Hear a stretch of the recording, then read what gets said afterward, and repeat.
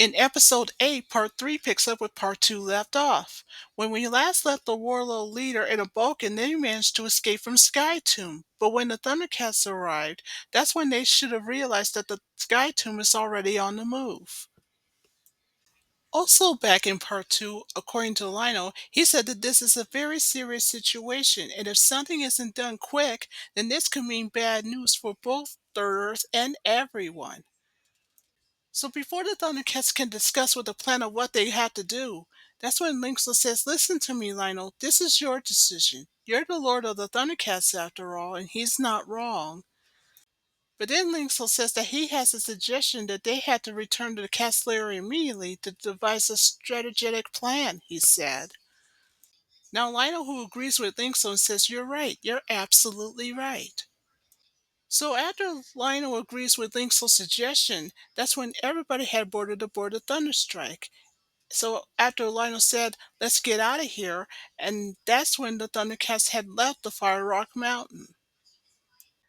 But what the Thundercats didn't know is that the moment they left, they didn't realize that Mumm-Ra, who's Mumm-Ra's sidekick, had overheard the entire conversation, so he returns back to the Black Pyramid. So meanwhile there, after Mumm-Ra had arrived at the tomb chamber, he told Mumm-Ra what had happened. But before that could get underway, Mumm-Ra was pleased to see that his canine companion has done everything that he asked him to do.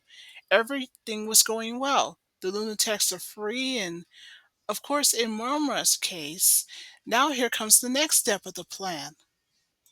According to Mumm-Ra, he wanted his canine companion to find out what was the Thundercats' plan, and it must be investigated.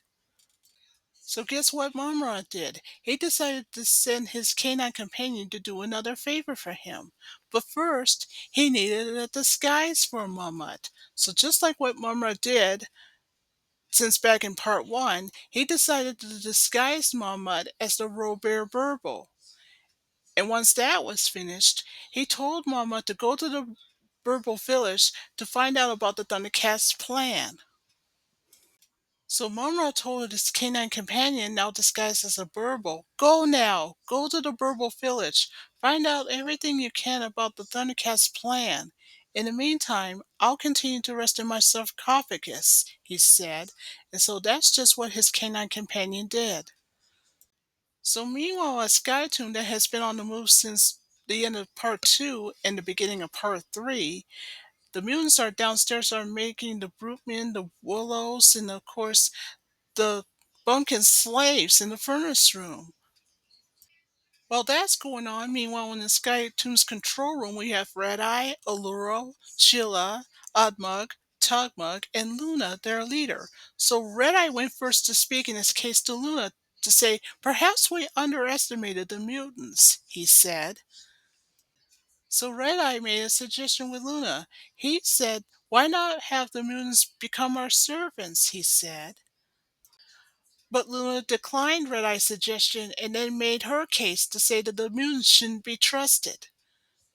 Now Chilla, who agrees with Luna, then pleads her case to say no mutant was ever a match for us Lunatics. Well, Luna has her turn to plead her case and agrees with Chilla. And then she says that mutants may be stupid, but the only thing they're good at is to create some treachery in a way, she said. So as ruthless as Luna is, she told the Lunatics that once Skytoon is fully operational, she and the Lunatics can get rid of both the mutants and the slaves themselves. Now, Alluro has his turn to agree with Luna, but then asks the question, who's going to get rid of them, you? Well, to answer Alluro's question, that's when Luna says yes and then says, "It's because I said so," she said. Now Tugmug has his turn to plead his case to say, "Who puts you in charge anyway? Besides, we Lunatics are free agents," he said. Well, that made Luna very upset to have Tugmug step over the line when he pleaded his case. So then Luna has her turn to plead her case and to make it absolutely clear. She says, "I put myself in charge when I see fit, and as long as that's the case, you all will obey me," she said. Well, that did it. That made the rest of the lunatics, well, except for Amaga, course, to turn against Luna. So anyway, when Amma comes to attack, when the rest of the Lunatics stepped closer, that's when the rest of the Lunatics stepped back. Well, Luna then also pleaded her case to say, "You see, the mutants may be stupid, but you're no better than they are," she said. Also, as Luna says in her case, according to her, she says that herself and the Lunatics have been fighting amongst themselves for too long, and that explains why Mumm-Ra had defeated them in the first place.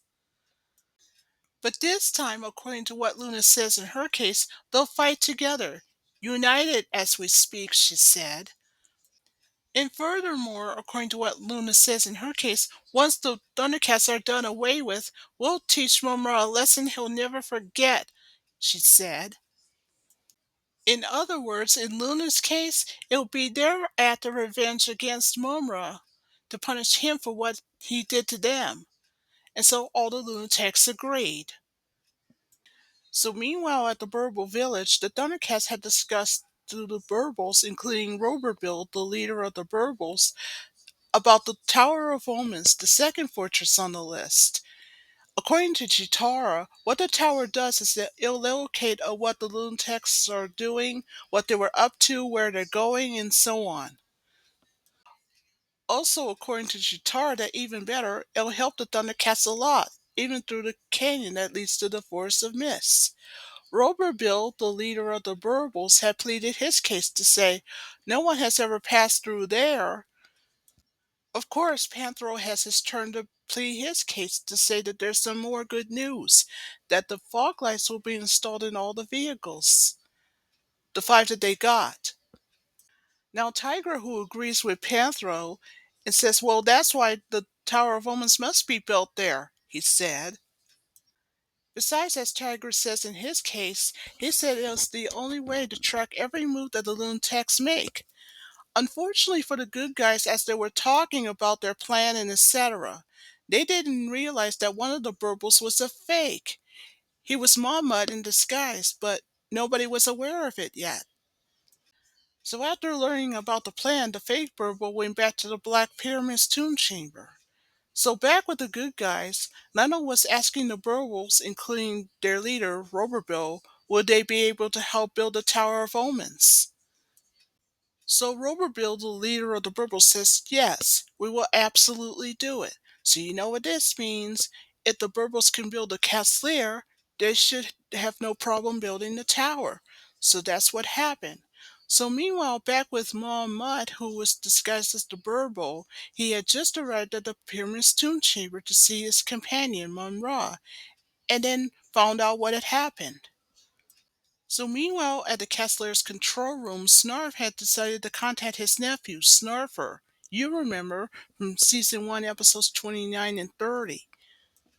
So now that Snarf had finally contacted his nephew, what he wanted to know from Snarfer, when's he arriving on Third Earth? "Well, I'm arriving there as we speak," he said. Well, according to what Snarf says in his case when he told his nephew that running the Tower of Omens requires a big, huge responsibility, he said. But according to Snarf, his only regret is that he'll be running Castlair. So he's asking his nephew, "Are you sure you're up to this job?" "Absolutely," Snarfer said. "You can count on me. Absolutely." "Well, what are you waiting for?" Snarf said. "You better get going because the construction of the tower should be starting at any time," he said. "Don't you worry," Snarfer said. "I'm on my way," and then the transmission ended. Meanwhile, back at the Pyramid's tomb chamber, after Mumm-Ra had told his companion what is going on back at the Burble village, now you can tell that Mumm-Ra is not exactly happy about the Tower of Omens. So when Mumm-Ra says, "What? The Tower of Omens?" Then he says, "We have to destroy it right away," he said. Then he says that there is no way that the Thundercats are going to build it. "I won't allow this," he said. Then Mumm-Ra started pleading his case to say it's already bad enough to deal with one fortress, but two and etc. So he told his companion Mumm-Ra since he's still too weak to do anything, he decided to tell Mama that he has another favor for him. He says, "Go to Sky Tomb.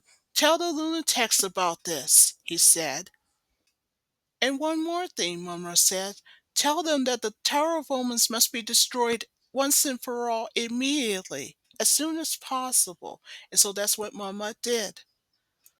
But unfortunately, what the bad guys doesn't even realize is that the Tower of Omens is actually nearly finished. So meanwhile there, all the Thundercats are in the control room. We have Lino, Panthro, and Linkso. And of course, Panthro was very impressed to see that the job is well done. He even said to Lino that Linkso can see anything even through the canyon itself.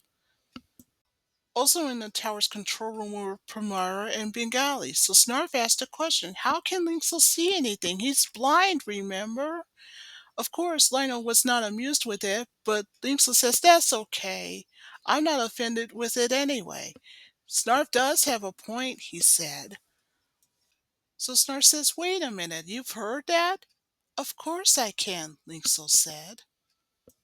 Then Linkso says, true, I may be blind, but I do have other senses, he said. He's not kidding.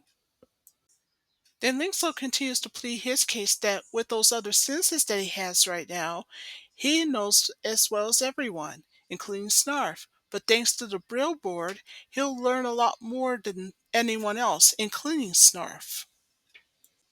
Then Panthro explains to Snarf how the Brill board works. He said it's connected to the cat's eye up in the tower. Then what Panthro said next is that what the cat's eye did is to scan every countryside there is on the earth, so it'll track everything. And thanks to Linkso's senses, it'll do just that. Then Pumara has her turn to plead her case to say, with a button that shows what the screen is for, so that everything that Linkso can see, we know.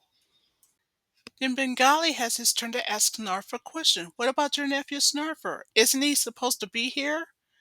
Well, Lionel who agrees with Bengali and says, yes, Snarf, where is your nephew anyway? So Snarf, however, made an assurance with both Lionel and Bengali by saying, don't worry, I'm sure he'll be here by now. I hope. So meanwhile at Sky Tomb, Mahmud, who's Mumm-Ra's sidekick, who had just left the Pyramid's tomb chamber moments ago, had just arrived. So anyway, back with Mahmud, he found his way inside of the fortress. Meanwhile, in the Sky Tomb's control room, Luna, the leader of the Lunatacs, just said that someone has been aboard. But Allura dismisses Luna and says that's not possible. Even Chilla has her turn to plead her case to say this fortress itself is very impregnable. But then the voice says, impregnable, yes, but not for Mumm-Ra it isn't. Then suddenly Mumm-Ra had just appeared in the Sky Tomb's control room. Then Allura pleads his case to say, I should have known and it was you. Then Mumm-Ra has his turn to plead his case to Allura to say, you don't know a thing. Not unless I said so, Mumm-Ra said. Then Tugmonk has his turn to ask a question. Who are you to tell us what to do and what not to do, he said. So Mumm-Ra told the Lunatics, well, it just so happens the Thundercats had already built the Tower of Omens, he said. Well, Luna, the leader of the Lunatics, had heard this news from Mumm-Ra, so she says, then it must be destroyed immediately, she said. So long story short, as the Sky Tomb was on its way to the Tower of Omens, Luna, the leader of the Lunatics, just told Sly, the leader of the mutants, to make the slaves work faster to stoke up the furnaces. So that's what he did. So long story short, in the Tower of Omens control room, we have Lino, Panthro, Pumara, and Bengali that was told by Linkso that the Sky Tomb had just arrived. And let's not forget Snarf. He's there too. So after Linkso had told the Thundercats that they must prepare for an attack back with the Sky Tomb after it landed, the Lunatacker soon comes out to make its move. So long story short, the Lunatacker had made its first attack. At first the Thundercats were really stunned, and including Snarf as well. So they prepared for another one. So that's what they did. So after that, Back with Lionel, he told Pumara and Bengali to get the Thunderstrike ready, so they head off. Now, as for Snarf, according to Lionel, his job was to maintain damage control, and so that's what Snarf did. So as Snarf was heading that way, that's when he was dreaded with fear and worry. He says, "Oh, Snarfer, where were you when we needed you?" Now, as for Lionel and Panther, they're gonna see what could be done about it. Anyway, back with Bengali and Pomara, they went into the pause of the Thunderstrike, and so off they went. So they were trying their best to stop the Lunatacker from attacking from outside. So long story short, Bengali went first to attack the Lunatacker. Inside the Lunatacker were Red Eye and Chilla. So Chilla went first to speak in her case to Bengali and Pomara that they should do better than that. So long story short, after Bengali had missed the Lunatacker's attack, and luckily it did, back with Lion and Panther, they had arrived at the scene to where the Lunatacker was. Well, just like what any good guy would do, Lionel knows what to do. He decides to project the Thundercat signal from his sword. So that's what he did. Meanwhile, at Cat's Lair, the first two Thundercats to see the signal were the Thunder Kittens. So they go to the hangar where they take the Thunderclaw and the Hovercat. Meanwhile, the next two to see the signal were Chitara and Tigra, and they're in the Thunder Tank. So they're now on their way to the tower. So back with Lionel and Panthro, they're now going to attack the next two Lunatics, Tugmug and Laurel. So long story short, when Tugmug stepped forward to face with Lionel, well, let's just say Lionel took care of that as an act of revenge for Tugmug breaking his sword since back in part 2. So now it's Laurel's turn, and he's face to face with Panthro. That was right after Tugmug had pleaded his case with a threat to Lionel to say he'll regret for what he did. Now, watching the 2-on-2 combat were the mutants, and they're still inside Sky Tomb. Well, Jackalman of the mutants just pleaded his case to say this will be the last time for the Thundercats because, as he says, it'll be part of their defeat.